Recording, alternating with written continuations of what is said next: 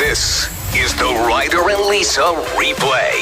Brought to you by Southtown Hyundai. Check out the Southtown Hyundai Advantage at southtownhyundai.ca.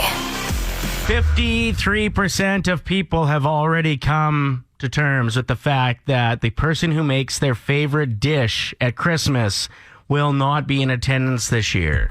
That's a tough thing to swallow. Yeah, it is. Some other stats came out just about like how rattled people are. 68% will not be seeing, or I guess, are understanding that things will be completely shifted upside down this year. What else did I see there? There were some other stats that came in, but mainly they were about just the dishes that people are most sad about losing, the pies and whatnot. Oh, yeah, true. So the pie. I figured we have to downsize our Christmas meals this year, so let's go through some items. We're doing the elimination process right now. You have to eliminate one, turkey or ham. What are you getting rid of? Ham. Good choice. No brainer in my opinion. Sweet potatoes or OGs? Like Sweet potatoes are gone. Okay, I would agree with that as well. Carrots or green veg? I had to put like the sprouts, the peas. Those all go together in the same beans are category? going to be together, yeah. Okay, those are gone. I'd like to keep the buttery, salty carrots. Okay, so far this is going to be very easy for us Very to boring. figure out, though. Very basic. I think there's going to be some arguments on these next few, though. Cakes or pies? Pies can stay. Cakes are gone? I used to be a bigger cake fan, Yeah. but I feel like now that I live with two boys from Saskatchewan, Yeah.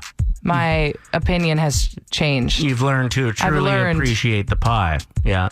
Okay, gravy or cranberry sauce? Ew, cranberry sauce can go away. Okay, so we agree on all of these so far. This is amazing. We're doing great. This one, though, this is the last one. It's going to get heated. Buns or stuffing? What are you getting rid of? I know you don't want to think about this right now. I don't want to answer this. Is the stuffing actually going up the turkey's butt, or are we just putting it in the oven without the bum? What would you prefer? I'd rather it not be stuffed up a turkey's butthole. It's better that way. I'm keeping buns. You are? How many people did I just upset? People love stuffing. Yeah, stuffing. Like they're obsessed with it. Definitely stay for me. As long as I got buns the next day. Play 107. All right, what are you recommending this morning, Lise? So yesterday I was like, man, I got to get HBO because everyone's talking about The Undoing. Celebrities are binge watching it. They had the finale a couple nights ago. And right now, if you go and get HBO, the first month is free. And then you just cancel it. Well, you still have to pay for a month. Okay, well, it's $20. I know, Worth but it. You think it's free. I actually looked into it. Okay. And you do have to All right, subscribe. whatever. Okay. Anyway, you could get so many shows in for $20 over the next 2 months here. You've got this. First month is free. The Undoing, Nicole Kidman and Hugh Grant. I'm hooked. I watched 3 episodes last night. There's 3 more to go. Get me out of here. Yeah, you don't even want to be here right now. I need to get home and find out who did it. All right. Who did it? What's it called? Undoing? The Undoing on HBO. Great. Might recommend something is finding out when fast food joints switch from their breakfast menu to their lunch menu. Usually 11 a.m. And being there for it. There's some places that do breakfast and lunch all day. Ignore them completely. Ryder. Well, I'm serious. This recommends something is about being the first in line when they flip the card from breakfast to lunch, and those fries are fresh. Those burgers are fresh. Even the soda tasted fresh. Like it was just No, holy. you know why the soda tastes so good?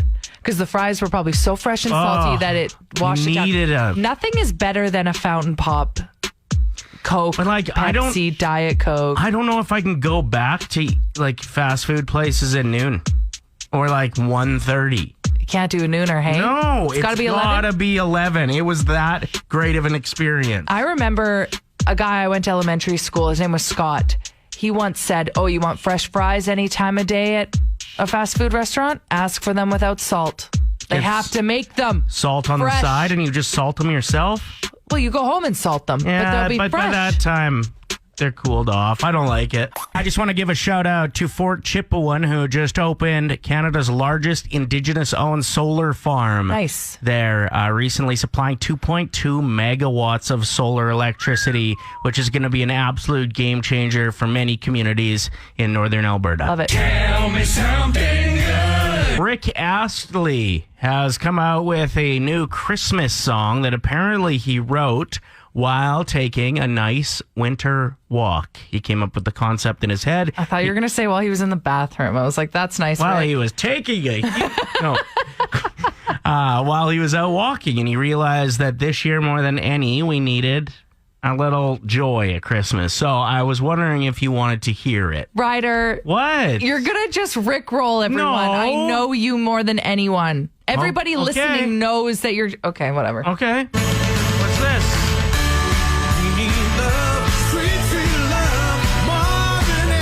Exactly. Ooh, I like it. Yeah, crank it up.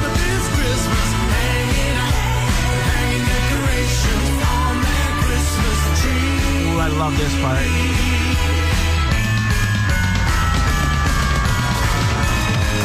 Ryder! I knew it! Got you good! I thought of this idea while taking a use. No. What? Okay, you Walk. want to know what's really funny? Is me visualizing Rick Astley writing that Christmas song when the lyrics are hanging the ornaments on the Christmas tree. It's like, good one. Good sentence. Come Hey. on. Well, Don't disrespect Rick. never gonna give you up. Oh, God. Play 107, it's Ryder and Lisa. What's the most extreme thing you've done to let a crush know you're super interested? Yeah, we got talking about this just because I was telling Ryder a story about how one of my good friends made really yummy cookies. And I know this firsthand because she drove all the way over just to bring me one to try. That's how proud she was of them. So she dropped them off at this cute guy's door that she's kind of into or trying to impress. And I just think that's amazing because what a way to get in there. Is baking. Showing off how good you can make. Cookies are hard to perfect in my mind because I don't know how to bake. Okay. And hers were like chewy and so perfect. Yeah, they so were what do you good. do to impress someone? Do you have a go-to, something you're amazing at? Maybe you lie. Like, I've definitely done the, when they say, what are you doing? What are you up to? I'll say, just got home from the gym. No, I didn't. I mean, this was before when I was actually, when gyms were more so open. Kyle wrote in saying I would do laundry, I cleaned, I swept, vacuumed, and then adopted more pets than is appropriate. Well done. So good. And then this first time texter made me laugh out loud, didn't sign a name. Thank you for being so funny and listening to our show and contributing. To impress my crush, I would wake up 1 hour earlier to do my makeup, brush my teeth, and then get back into bed with him with my full face of makeup and pretend that I was just waking up looking that good. No way. She then goes on to say, we are now married. Okay. And he knows what I actually look like, Shrek, in the mornings. You are so funny. Yeah, that's very Let good. us know what your name is, too. That's so great. The most extreme route I took to impress a crush was I was just starting off my radio career, and I met this girl that was like far too beautiful for me. So I knew I had to put in that work. So I wrote a song and got my buddy, who is a really good musician, to record it. And then I played it on the radio in hopes that she'd hear it. And Did she hear it? Well, she didn't. Her dad did, though, and knew that he was a big fan of the station. So she had mentioned that she had met me to him, and he knew it was about his daughter. So you impressed the dad? He ended up telling her, and just unluckily, it didn't end up working out. But Well, what the heck, man? I don't know. No, I'm just upset that you've been making fun of me for years about the time I wrote a song for that firefighter I met, and then he ghosted me and moved to Manitoba. Yours is equally as bad, if not worse. No, because I didn't send her the song to have her ghost me and move provinces. That's why yours is worse. Never forget. Okay, so I think my go-to to impress a guy is definitely oh man, I miss the pub. I miss just hanging out at the pub when it was busy, especially this time of year. Everyone's Christmas shopping and they're stopping in for a pint. All the babes are rolling in. You send them hot wings. You don't send them a drink. You send them hot wings. You can't do that now. They love it. No. They love it. Back when you used to pull that move, wings were $8. Or you can't send order hot wings. $16. When you're sitting eating hot wings, you put a hot wing in a shot glass and you send that over. Hilarious. Not COVID They love friendly, it. though. They love it. What do you got? I cook, and I cooked everything for this guy. Like, would drop it off, would meet him after work, knowing that he worked all day and he was really hungry and a solo parent, and I would, like, cook cabbage rolls and lasagnas, and then we ended up being friends. And he said to me, he's like, this girl brought me over cheesecake. I'm like, yeah, because she totally wants to get with you. And he's like, no, she just cooked cheesecake. I'm like, bro, that's what we do. It's through your heart, right? Your stomach. And he's like, but you cook for me all the time. Oh my God, right. Right. What a dense friend. Wow. Do you think he came to realize what had happened at that moment? Or do you think he's still like oblivious? No, I totally think he figured it out after that. Yeah. But by that time, it was too late because then I was already with my boyfriend, and that was it. He missed out on the opportunity to have cabbage rolls and lasagna for the rest of his life. It is true, though. Food is a wonderful way to win somebody over. Oh, 100%. Yeah. Throw me a chocolate cake, and I'm now your girlfriend. You have a bit of a theory or something that's confusing you anyway as of late. I noticed that I was looking at photos of the anti-maskers that were protesting. Large groups of people, no masks on. Mm-hmm. Something that they all have in common is they're all wearing jeans. You can't be complaining about restrictions when you choose to wear jeans 7 days a week. It's 2020. You don't have to wear jeans anymore. Leggings are perfectly acceptable. Sweatpants are stylish. Look at Kylie Jenner. She's made them cool. Hailey Bieber made them cool. Well, even I'm wearing some kind of pant that's almost like a jogger. Yeah, mine are the leggings, but they're like fashionable leggings. Why are we wearing jeans still? But jeans, I find jeans fairly comfortable. No, what? You don't think so? I think maybe just because we're so used to them, right? Well, I like to sit at work with my legs crossed. So I can't wear jeans. It cuts off all of the blood flow, and then I get the varicose veins on the legs. No, unless I'm starting to shop in like the maternity section where it's really stretchy. If you're not pregnant, you can totally shop in those stores. They have the comfiest jeans because they're not actually jeans. What? Is this a real story? Well, I haven't done it yet, but I've considered it. Okay. Like, I've caught myself in the maternity section by accident, and I'm like, dang, these look comfy. So you're cool with the mask. And I'm cool with the mask. If people are worried about restrictions. I just don't get why you're actively choosing to wear jeans then.